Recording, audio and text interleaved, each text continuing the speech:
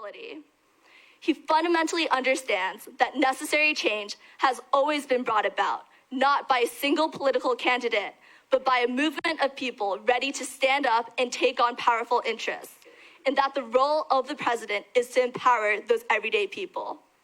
It is time to hold our elected officials accountable and create a future for ourselves. So we are 2 days away now until New Hampshire helps us decide who's going up against Donald Trump. We need someone who can speak directly to the working class of America, who can inspire record-breaking turnout to win 2020. Someone with more donations than Trump and any other presidential candidate in history. Someone with a massive volunteer army, and someone who will not fold once they're inside the White House. One more thing before I go. Every one of you in this room knows someone that you can bring with you to the polls on Tuesday over at Hanover High. Especially in New Hampshire, especially in the primary, every vote matters. Thank you so much, and I'm so excited to introduce one of our amazing student volunteers, Ramya.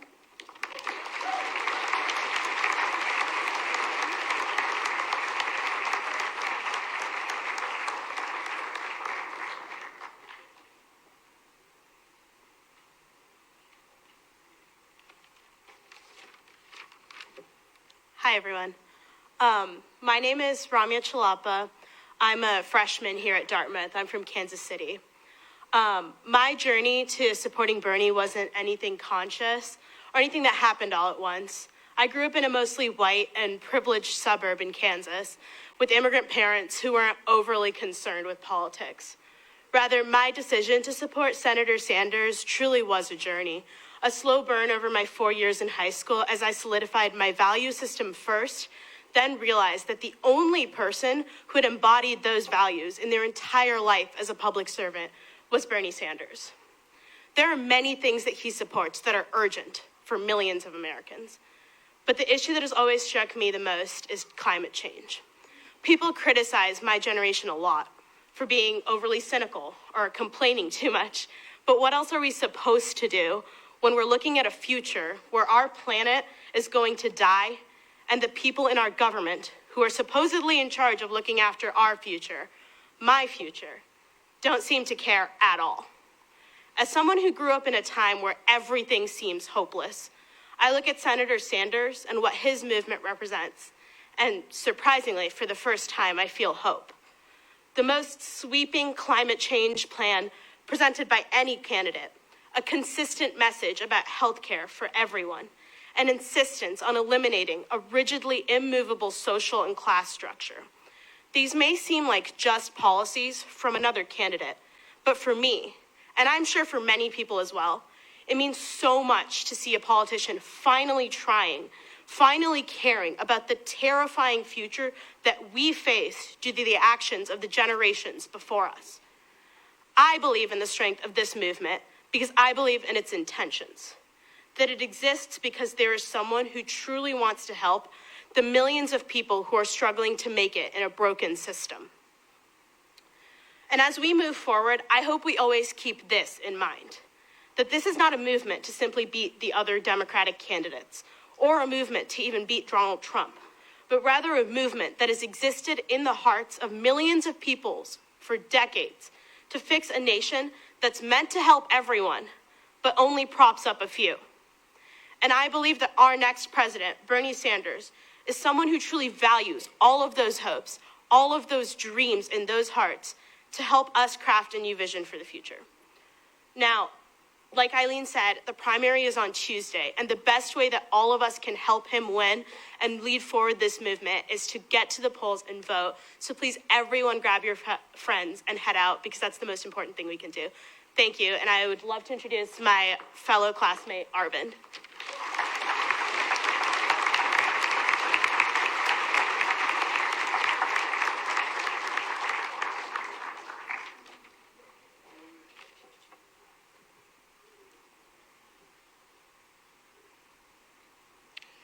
Thank you everyone for being here today. My name is Arvind and I'm a freshman here at Dartmouth. As young people, this is the most consequential election of our lifetime. At a time when we have $1.6 trillion in student loan debt and nearly half of all college students going hungry, All while 3 people own more wealth than the bottom half of the country, it is imperative that we make our voices heard in the political process. There is only one candidate that acknowledges us and promises to fight for us, and that is Bernie Sanders. Bernie's policies, from the Green New Deal to getting money out of politics to increasing taxes on the wealthy, reflect that he actually cares about us and has a deep understanding of the issues facing not just young people, but everyone in America. Bernie's policies will help fight against economic inequality, racial injustice, government corruption, and American imperialism. We can trust Bernie because we know he isn't going to sell out. He has been consistent his entire life and has never been beholden to Wall Street or the fossil fuel companies or big corporations because he has always been willing to stand up for what was right, even when it wasn't popular. In the 60s, Bernie was marching during the civil rights movement because he has always believed in racial equality. In the 70s and 80s, Bernie strongly supported LGBT rights because he has always believed that you should love who you want to love. Since the 90s, when he entered Congress, we have seen Bernie railing against military spending and disastrous wars because he believes that we need a foreign policy that is centered on diplomacy and human rights. In his time in the Senate, Bernie has introduced monumental legislation to better the lives of Americans. However, it's not just the fact that Bernie has proposed progressive policies that make him a driver for change. It is the fact that he has marched with the grassroots of this country to push for policies like Medicare for All and the $15 minimum wage, and they are now supported by a majority of Americans. Bernie has inspired me to fight for a better future because he has shown us that no matter the obstacles we face, no matter how hard the establishment pushes back, there is still hope. We have 2 days until the primary. The time for a revolution is now. We must fight, we must unite, and we must elect Bernie Sanders as the 46th president of the United States. Thank you. In the night, we'll take a walk in the park. And there we would sit and talk. In the morning, those thoughts. And in the day, we would break those hearts. Why you treat me in such funny way? Why you treat me in such funny way? Jesus said you will find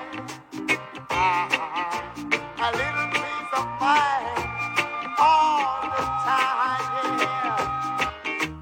If you look over yonder there, you will see that love don't have no fear. Why you treat me in that funny way? Why you treat me in that funny way? Listen, got a feeling deep down inside of me, and I know there is love for everyone. I know there will be a way for me and you. I want to live in unity. Let us live in unity. Yeah. Do you feel the atmosphere?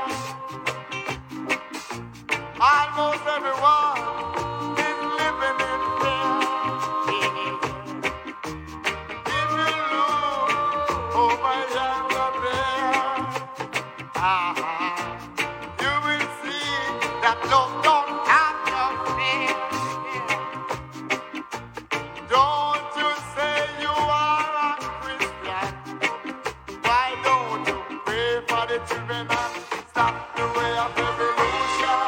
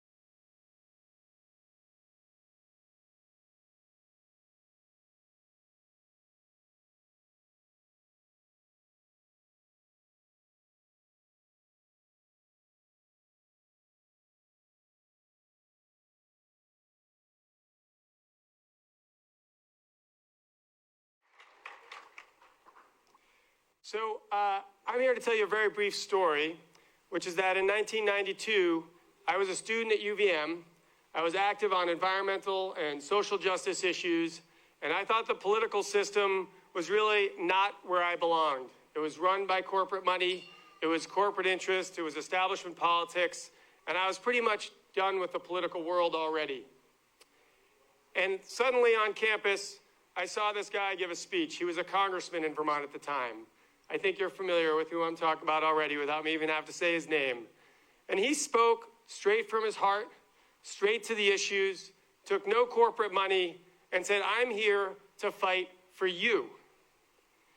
And I said, this is someone who's different. You can be involved in politics and office and actually fight for the real issues that are affecting us. Apparently, he's somewhere nearby.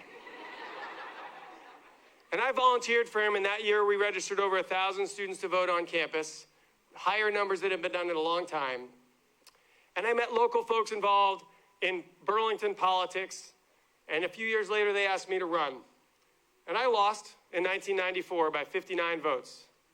But I came back and ran again in 1996 and served in the House for 14 years, a couple years off when we moved my farm, and I'm also a farmer. Spent 4 years in the state Senate. And then I got elected lieutenant governor in 2016, the same night that we should have elected Bernie Sanders as our president. Now, Bernie spoke, as you well know, about the environment and about social justice issues, but he focused that core message on economic injustice. And he's been talking about economic injustice and inequality for his whole 40 years in politics. And he's been fighting for social justice for those 40 years. And he's been voting on climate crisis and environmental issues for 40 years. And I gotta tell you, one of the things that's out there is this myth about who will vote for Bernie and who won't. In Vermont, Bernie does better in the rural conservative areas than any other Democrat does. Bernie gets votes from across the state. So when you're out there these next 2 days talking to your friends about electability, he gets more votes across the state. And do you know why? Because when he talks about the message of coming together, he's not just talking about coming together with the people that normally vote, the Democrats and the Republicans and the independents that normally vote. He's talking about also bringing into the fold the 90 million people that do not vote. Those people are the people who, just like me in 1992, said, the system doesn't work for me. Those people, like Eileen, Ramya, and Arvind, who just spoke, young people, working class people who have been disenfranchised, are black, brown, red, every brother and sister across this country who have been disenfranchised by the system. They don't vote. Bernie wants to bring them all together and have an economic future that's strong and vibrant for all of us, and a planet that we can all live on. He's going to fight for you. He's going to fight for your family. He's going to fight for your neighbor. He's going to fight for your community. He's going to fight for all of us, and he's going to fight for the planet. And I have a question for you. On Tuesday, are you going to vote for your family? Yes. Are you going to vote for your neighbor? Yes. Are you going to vote for your friend? Yes. Are you going to vote for your community? Yes. Are you going to vote for Bernie? Yes. That's what we need. That's what's going to happen all across this state. These next couple days, think of everybody you know who's thinking about voting, might be voting, might not be voting, and say, we have to vote. We have to vote for Bernie, and we have to move this country in a direction where we can all work together for our community, for our neighbors, for our friends, for our planet. Thank you for allowing me to be here, and I'm going to introduce our next speaker, an amazing leader for Bernie all across the country, Tim Robbins.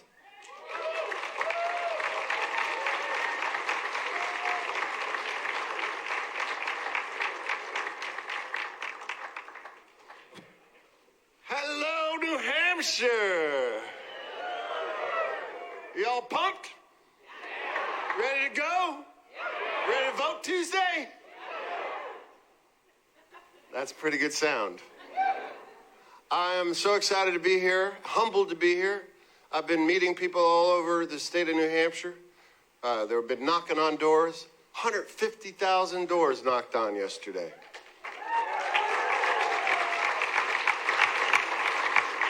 That's why I support Bernie Sanders for president, because he has got the broadest coalition of people, volunteers, ready to work, ready to knock on doors, ready to reach out to friends that don't vote, ready to motivate other people. Why?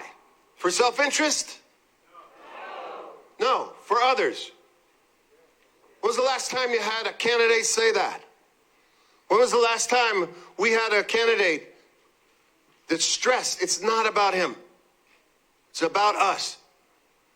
And when we elect him, that's when the real work begins.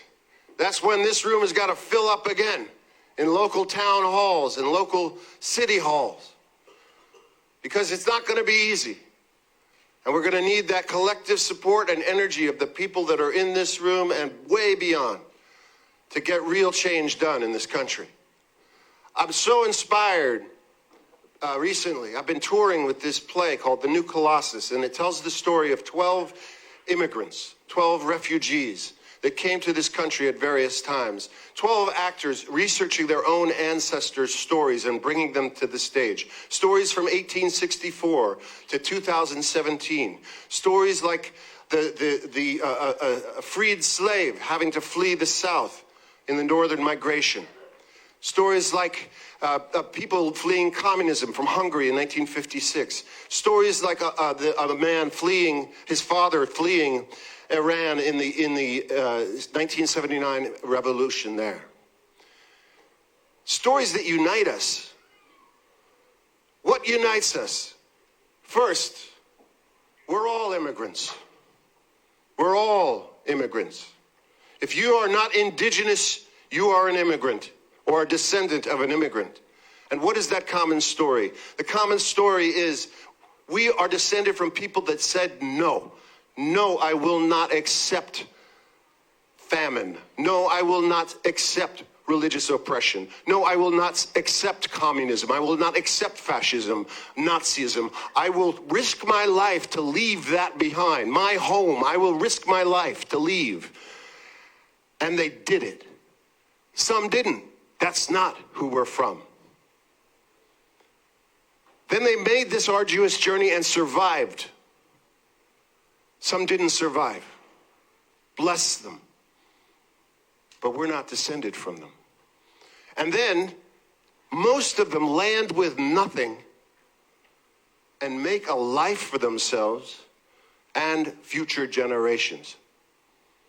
That's something fantastic, isn't it? That's the hero's journey. That's mythic. And we should be celebrating that instead of all this hateful rhetoric and division that is happening in this country right now. This is a common story we share. After the show, I ask people to share stories. And I ask people to raise their hands and ask how many people are immigrants. And some hands come up and they say what year they came. And then I ask sons and daughters of immigrants or refugees. More hands come up. Grandsons, granddaughters of immigrants or refugees. More hands come up. Before you know, the whole audience has had their hand up. And this is what we need to do right now. We need to find what unites us. What is the unifying feeling, emotion? What is the unifying thought, the unifying philosophy that we all share? And that's what, when we're knocking on these doors, we should have that in our hearts. That everyone matters.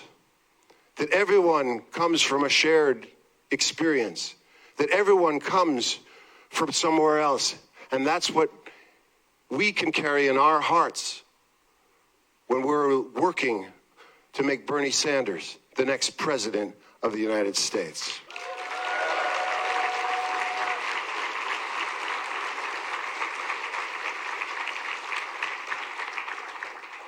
I'll share one story with you. This woman says, I want to tell you about my grandmother.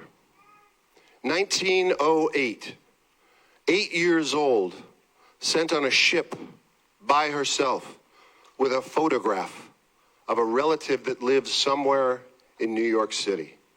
No address, just a photograph. Somehow, this girl found her family, an 8-year-old girl. And that woman wouldn't be in our theater if it wasn't for the tenacity and strength and will of that 8-year-old girl. This story is happening right now. This story is happening all over the world right now. And this is something that we, in this room, can celebrate. It is my great honor and privilege to introduce to you the next President of the United States, Bernie Sanders.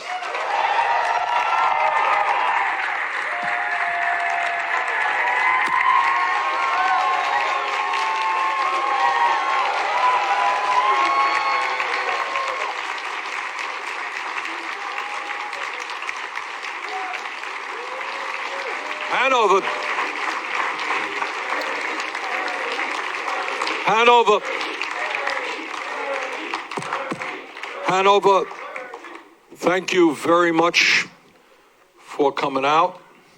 And before we go further, let me introduce my family who have come all the way from across the Connecticut River. All right, here's a woman who will make a great First Lady, my wife, Jane. My daughter, Karina. My son, Dave. My grandson, Cole. And my granddaughter, Tessie.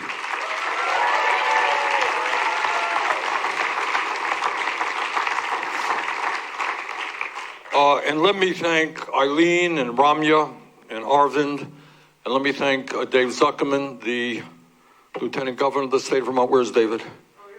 Okay.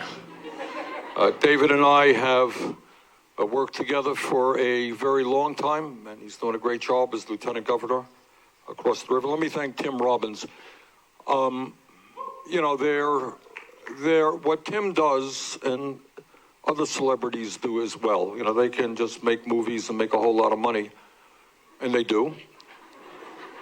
But some of them, like Tim, use their name and their influence to try to shape public policy. And Tim has been especially concerned about the environment and pollution and climate change. So Tim, thank you so much for your support in this campaign and all the great work you're doing.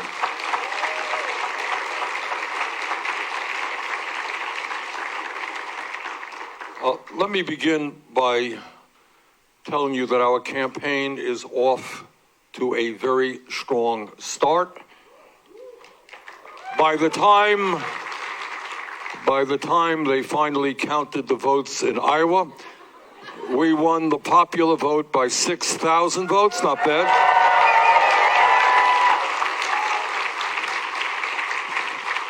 And we won the realignment vote by 2,500 votes. So, and while the turnout in Iowa was not as high as I had wanted, what was very good, and I think an extraordinarily important omen for 2020, is the vote of young people under the age of 29 increased by 33% over the last election.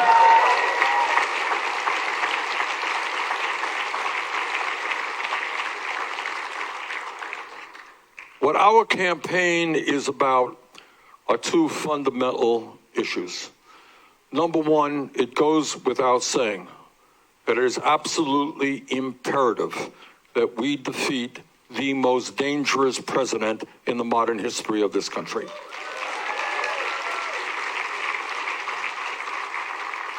Now, whatever your political views may be, even if you're a conservative or a moderate or progressive, I think we all understand that it is an embarrassment to us, unacceptable to us as Americans, that we have a president who is a pathological liar. who has lied thousands and thousands and thousands of times, documented by the media, who in all likelihood psychologically may not know the difference between a lie and the truth. That we have a president who is running a corrupt administration, and what a sad day for this country. That when we have 53 Republicans in the Senate, there was only one person of conscience who had the guts to vote to impeach this lying president.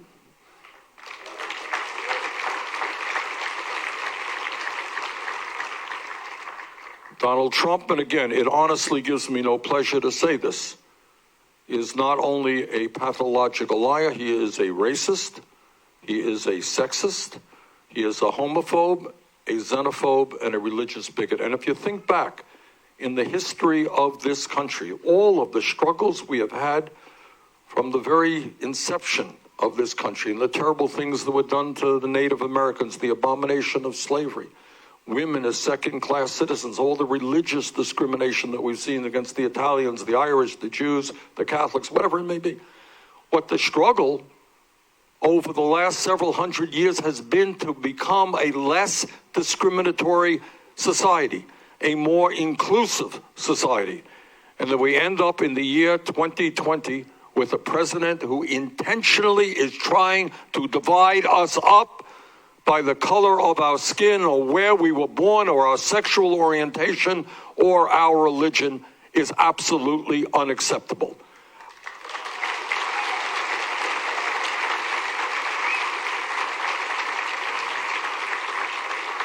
So in fact, what our campaign is about and what our administration will be about is exactly the opposite of what Trump is trying to do. He's trying to divide us up. We are going to bring our people together, black and white and Latino, Native American, Asian American, gay and straight, around an agenda that works for all of us, not just the 1%.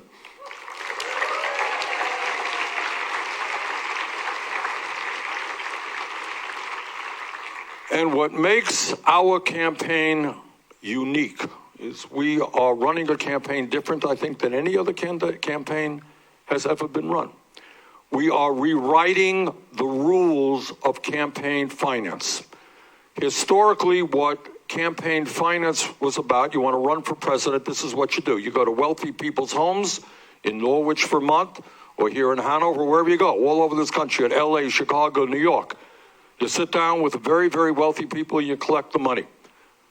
That's what has always gone on, and that is what's going on among some candidates in this campaign right now. I'm running against some guys, Pete Buttigieg among others, who have raised campaign funds from over 40 billionaires,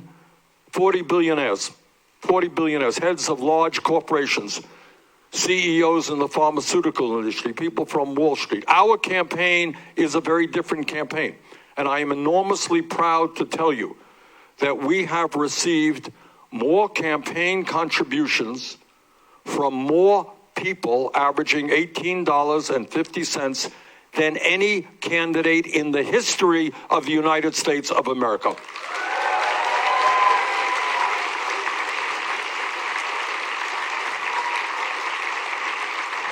Now, why is that important?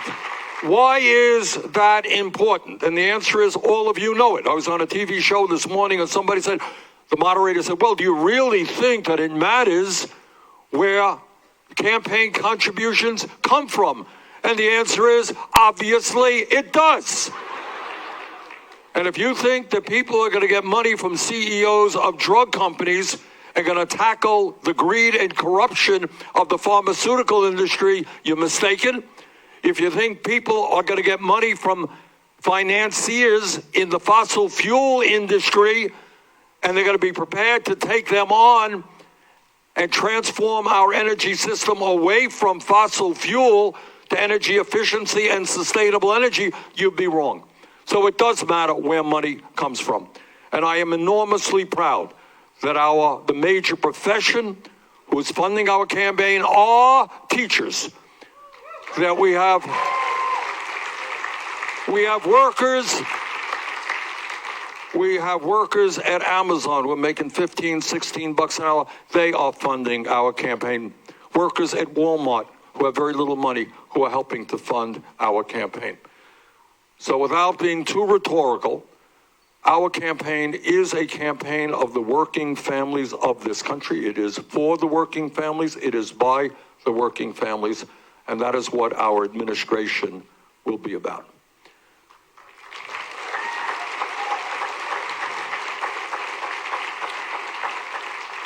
And I think the American people, regardless of their political views, you could be a conservative, you could be a progressive, understand that American democracy is not about billionaires buying elections. It's not about somebody having $60 billion, spending hundreds of millions of dollars to run for president. It's not about billionaires contributing huge amounts of money to elect candidates who represent the wealthy and the powerful. So at the top of my agenda is the understanding that we have got to recreate an American democracy based on one person, one vote, not billionaires buying elections.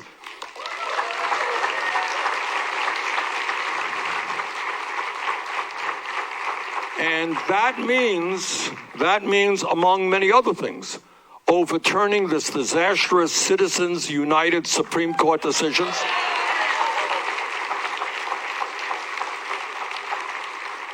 Corporations are not people, all right?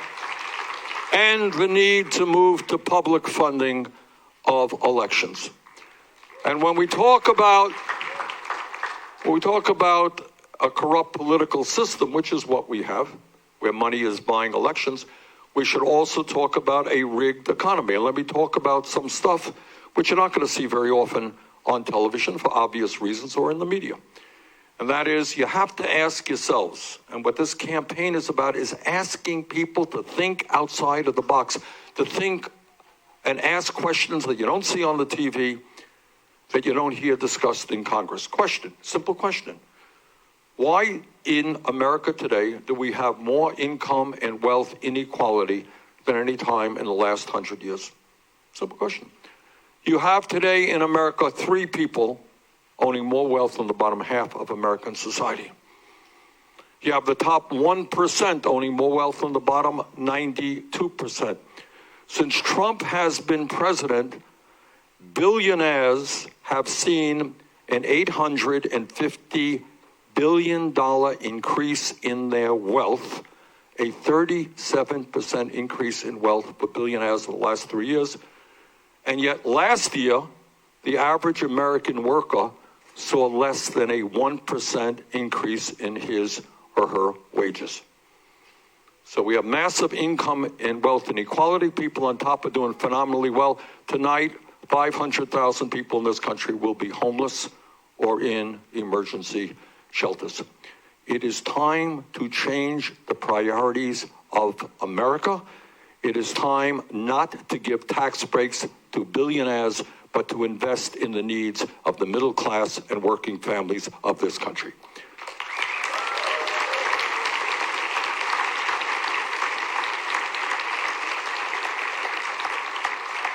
So what does that mean? What does it mean? I mean, it's really not that hard. You're talking about making sure that we end the absurdity of half of our people. You know, Trump was doing the State of the Union, the economy is booming. Really? Not for half of the people in this country who are living paycheck to paycheck. You all know what living paycheck to paycheck is about? That means if your car breaks down, you don't have the $500 to repair it. You don't know how to get to work. If you don't get to work, you get fired. You get fired, you can't take care of your kids. Living paycheck to paycheck means if you or your husband or your wife or your kid get sick and you don't have any health insurance, you don't know what to do because you cannot afford to go to the doctor's office. That's called living paycheck to paycheck. Half of our people are in that position. So what do? For a start, we say that in America, anybody who works 40 hours a week will not live in poverty. We're going to raise the minimum wage to $15 an hour.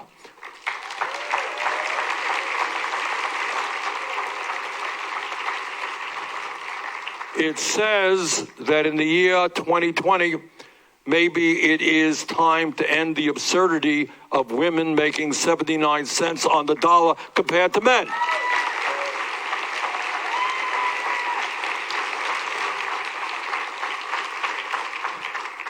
It is also saying that we have got to make it easier for workers to join unions, not harder.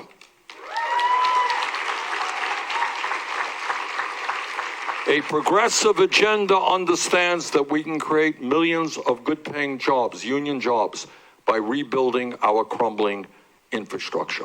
A progressive agenda also takes a hard look at education. Take a hard look at education. Ask us, where are we today as the wealthiest country on earth? Every psychologist in the world who studies the issue understands that 0 through 4 are the most important years of human development, intellectually and emotionally, all right? Everybody understands that. There's no argument. And yet we have a child care system which is totally dysfunctional.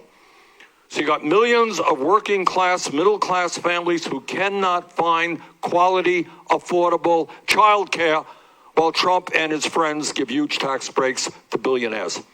I think it's time we reverse that.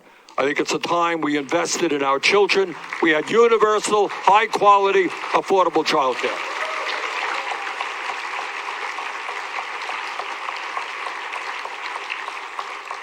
And when we start dealing with the values in America, I think it's time to recognize that if we love our kids and we understand the importance of education, we have got to appreciate the importance of educators, teachers.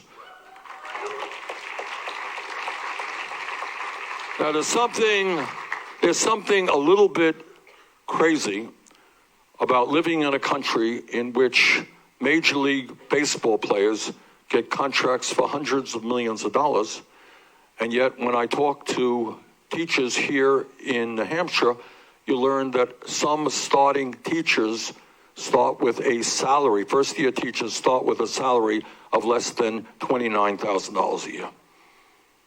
I mean, what does that say about our values? So what I want to see is that no teacher in America, we're going to work on this, should earn less than $60,000 a year.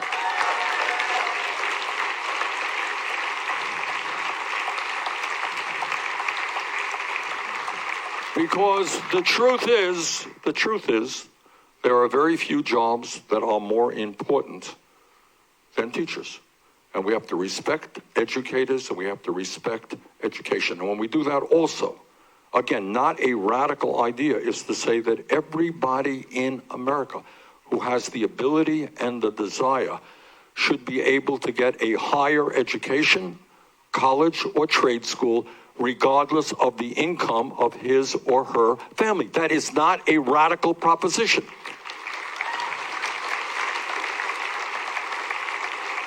And that is why we're going to make public colleges and universities tuition-free. We're going to substantially increase Pell Grant funding, work-study program, so that people who choose to go to private colleges can leave school without debt. And there's something else that we're going to do. And I want you all to think about it, because it's, again, thinking a little bit outside of the box. 11, 12 years ago, Congress, against my vote, bailed out the crooks on Wall Street, whose illegal behavior nearly destroyed our economy. A couple of years ago, Trump and his friends gave $1 trillion in tax breaks to the 1% and large corporations. If Congress can do that, Congress could cancel all student debt in America.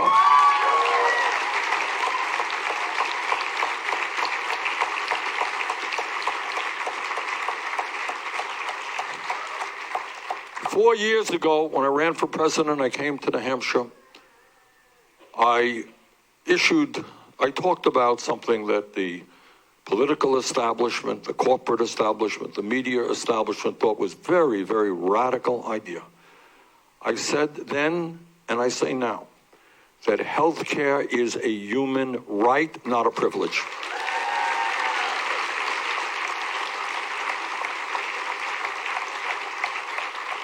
And when you think outside of the box and you ask yourselves some simple questions.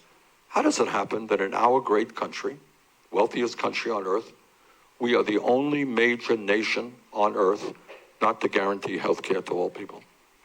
How does it happen that our friends north of us here, a few hundred miles away in Canada, are able to provide quality health care to all of their people, spending 1/2 as much as we spend per capita on health care? How does it happen in Canada? If you end up in the hospital with a serious illness, you walk out, you don't pay a nickel in a hospital bill. Go to any doctor you want. How come they can do it? How come countries all over Europe, Scandinavia can provide health care to all of their people at a far lower cost than we do? And the answer is that in our country, uniquely in the industrialized world, the function of the healthcare system today is not to provide quality care to all. It is to provide huge profits for the insurance companies and the drug companies. And I say now, enough is enough.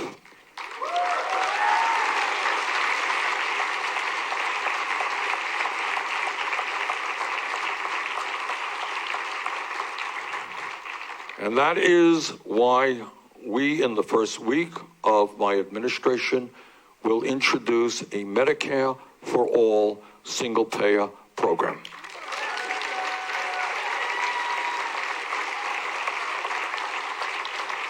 Now, the healthcare industry will be running ads, and my opponents will tell you how radical this is.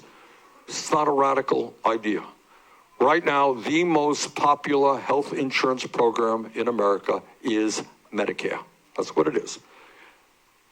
Medicare is not a perfect program, but it is of enormous consequence for people 65 or older.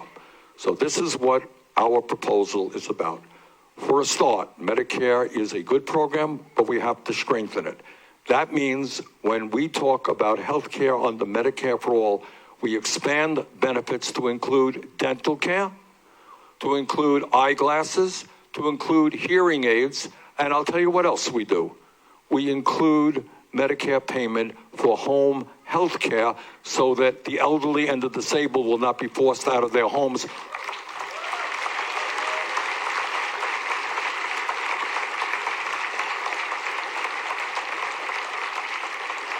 So we expand Medicare, and in year one, we lower, it's a 4-year transition program. Year one, we go from 65 eligibility down to 55.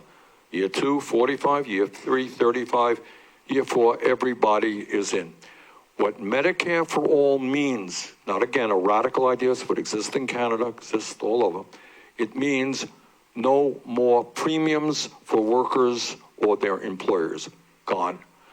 No more co-payments, so that if you go to the doctor, you have to worry about coming up with that $50 or the $100. Gone. We end the absurdity of the concept of deductibles. If you think about it, how crazy is the idea of deductibles? You're paying a fortune for health insurance, and you can't go to the doctor until you pay the first $5,000 out of your own pocket or the first $10,000. We get rid of deductibles. We get rid of out-of-pocket expenses. And because we are going to take on the greed and corruption of the pharmaceutical industry, who in many cases are charging us 5 or 10 times more for the same exact prescription drugs as they charge Canadians or Europeans, we're going to lower prescription drug cost in America, and nobody in this country will have to pay more than $200 a year for prescription drugs.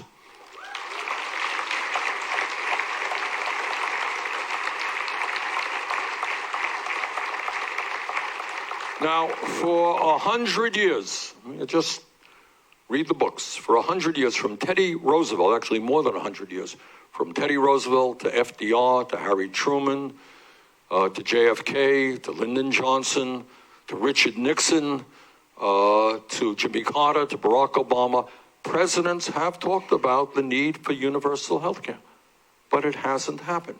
Hasn't happened. Today, 87 million uninsured or underinsured. Can you believe that? 87 million.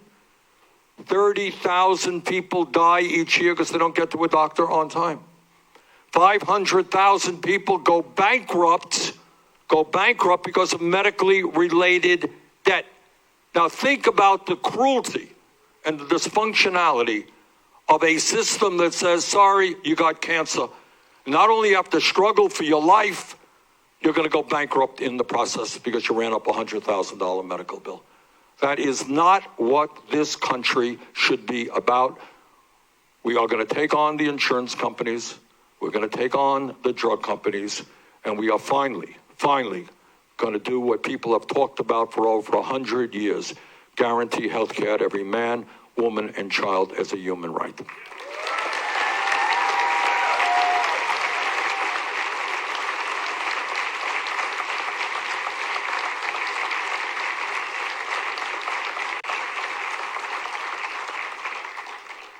Now, I don't want to waste a whole lot of time talking about Donald Trump. He's not worth a whole lot of words. But in one respect, what Trump is doing is not only hurting the American people, he is hurting the entire planet. The scientists now have told us for many, many years what all of you understand, that of course climate change is real. Climate change is caused by human activity and carbon emissions. Climate change is already doing devastating harm to our country and the planet. And yet we have a president who continues to believe that climate change is a hoax or it's not real. And this is a terrible disservice to our kids and future generations. And what the scientists are now telling us in the last year or two, which is really scary stuff, is that they have underestimated the speed and severity in which climate change is wreaking havoc on our country and the world. They have underestimated the speed in which the polar ice caps are melting, the speed in which the oceans are warming, and the sea levels all over the world are going up. They have underestimated the significance and degree of drought. And all you got to do is turn on your TV today and look at the horror of what is going on in Australia. Remember what went on in California and understand that if we don't get our act together, what you're seeing in Australia, what you saw in California, what you're seeing on the west coast of America will become commonplace. More and more deadly fires. More and more inability of farmers to grow the food that we need because of a shorter growing season.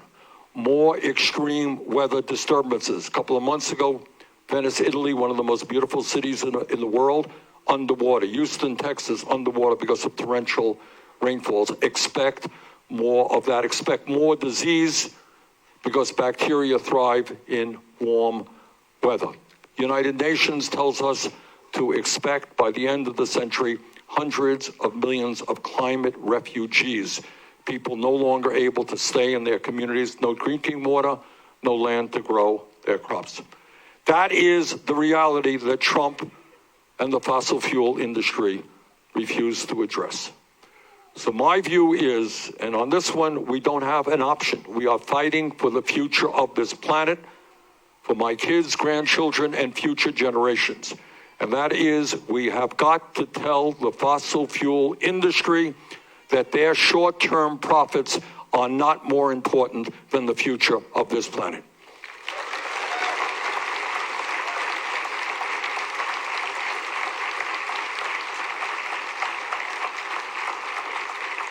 And I am very proud to tell you that we have introduced the most comprehensive climate change proposal ever introduced by a candidate for federal office based on the principles of the Green New Deal. And what that proposal basically does is it moves as fast as we can our economy away from fossil fuel to energy efficiency and sustainable energy. And the problem here is complicated by the fact that this is not just an American issue. Healthcare is an American issue. Education, American issue. We can deal with those internally. Climate change is a global issue. We could do all the right things tomorrow if the rest of the world is not we remain in very bad shape.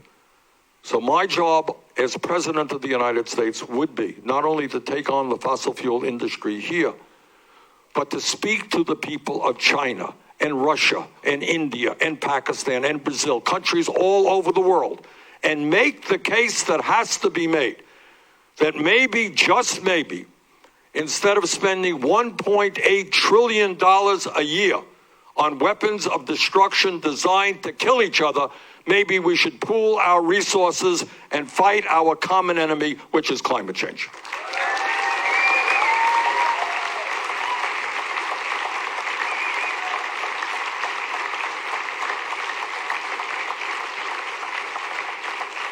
And when we talk about issues that cannot continue to be ignored, we have got to recognize and acknowledge that we have a broken and racist criminal justice system, that we have more people in jail here in the United States than China does, 4 times our size, and the people in jail are disproportionately African American, Latino, and Native American.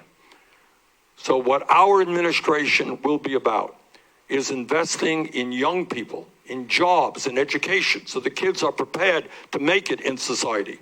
Jobs and education, not more jails and more incarceration.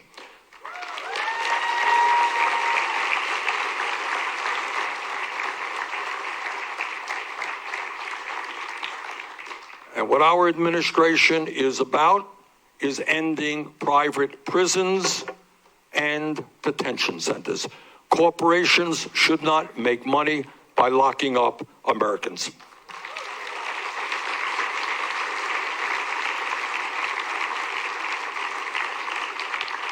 Some of you may not know it, but today, as we speak here, we have 400,000 people in jail who have not been convicted of anything. Do you all know that? How come we have 400,000 people in jail who have not been convicted of anything? Because we have a cash bail system which says, hey, you're arrested. We don't know if you're guilty or not. You don't have $500 to get out of jail. You're staying in jail. This takes us back to Charles Dickens and debtor's prison. 400,000 people today behind bars not having been convicted of anything. Our administration will end cash bail in America.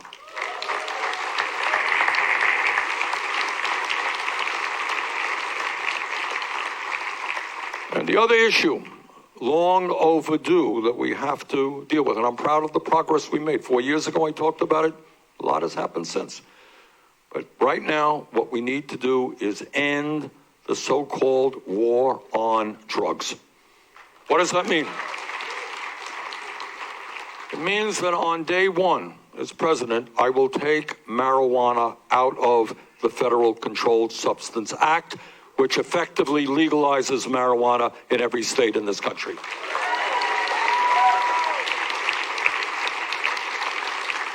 I mean, right now, under the Controlled Substance Act, marijuana is at the same level as heroin. Now, we can argue about the pluses and minuses of marijuana, but very few people think that marijuana is equivalent to a killer drug like heroin. What we will also do is expunge the records of those arrested for possession of marijuana.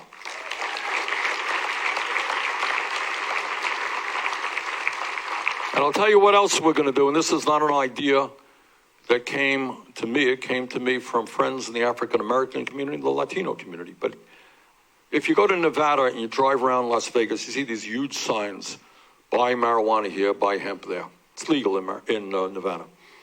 And you begin to think, okay, we're going to legalize marijuana in the country, and that will happen sooner or later. We'll make it happen sooner. Who's going to profit out of the legalization of marijuana? And everything being equal, it'll be a few large corporations. Well, that's not what I want to see. And I'll tell you why I don't want to see it. Because the people who have paid the price terribly in terms of a lot of destroyed lives are the African American community, Latino community, and Native Americans, by the way. The African American community and the white community do marijuana at about the same rates. African Americans are arrested 4 times more. So what we have built in is a proposal that would provide financial aid the African American community, the Latino community, and the Native American community to help them start businesses to legally sell marijuana.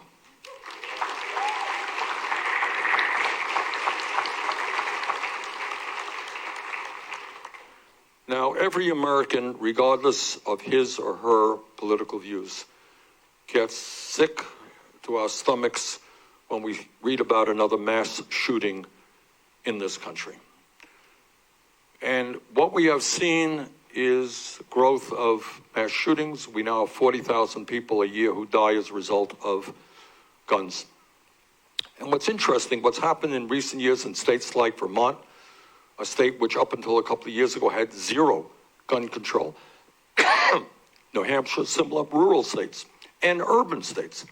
There's a growing understanding that we need strong gun safety legislation.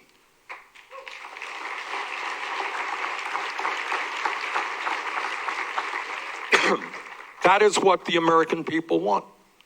That is what the American people overwhelmingly want. There are disagreements between gun owners and non-gun owners, between rural states like in New Hampshire and Vermont, urban areas, New York City, LA. There are differences, but the American people want strong gun safety legislation. Why don't we have it? And the answer is the NRA. That's about it, nothing more complicated. The National Rifle Association has intimidated this president and the Republican leadership so that we are not in Congress doing what the American people want. So let me be very clear. I will not be intimidated by the NRA.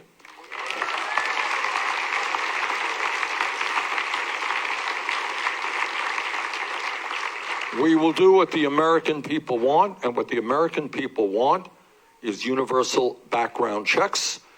If you have a history of violence, domestic violence, or whatever it may be, you know what? Sorry, you should not be owning a gun. We are going to eliminate and end the gun show loophole, the straw man provision, and we are also going to do what the American people increasingly want, something that I've supported for decades. That is, end the sale and distribution of assault weapons in this country.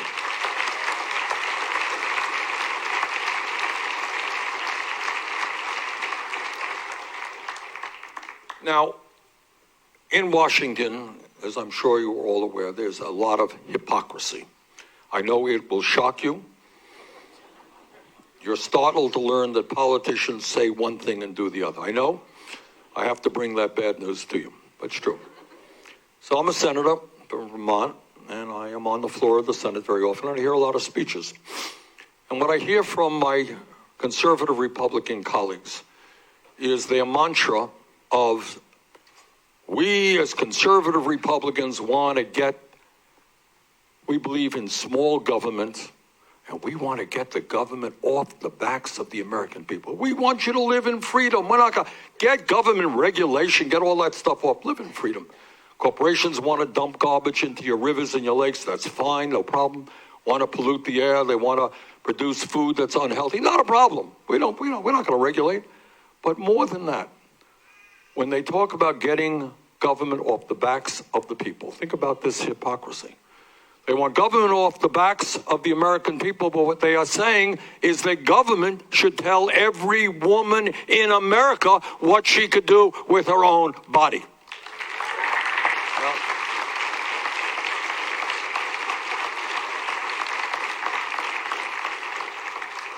So my view is just a little bit different. I believe that it is women in this country who should control and must control their own bodies, not politicians at the local, state, or federal level.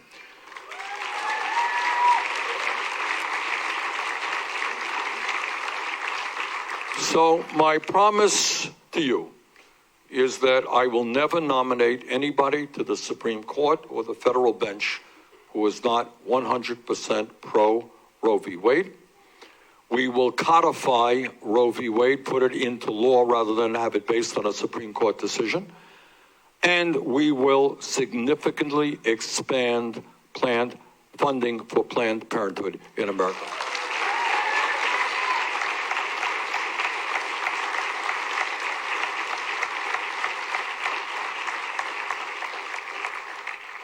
So, on Tuesday, New Hampshire holds the first primary in the country in the most consequential election in modern American history and maybe the entire history of this country. So what happens here in New Hampshire is enormously important because New Hampshire goes first in many respects and will have an impact on other states. So I'm here this afternoon to humbly and respectfully ask for your support. I believe that our campaign is the strongest campaign to defeat Donald Trump. And I believe that what we have got to do as a nation is not just defeat Trump and go back to where we were. What we have got to do is summon up the courage to take on the greed and the corruption in Wall Street, in the insurance industry, in the drug companies, in the fossil fuel industry, in the military industrial complex, an entity that has made huge profits in recent years and loves the idea of endless wars. And we have to say enough is enough. We should not be spending more on the military than the next 10 nations combined. So what I'm asking of you, obviously, is your support on Tuesday. I'm asking for your help to win the Democratic nomination. I'm asking for your help to defeat Donald Trump. But I'm asking something more. I'm asking for your help to stand with me to help transform our economy and transform our government so that finally we will have a government that represents all of us, not just wealthy campaign contributors. Hanover, thank you so much.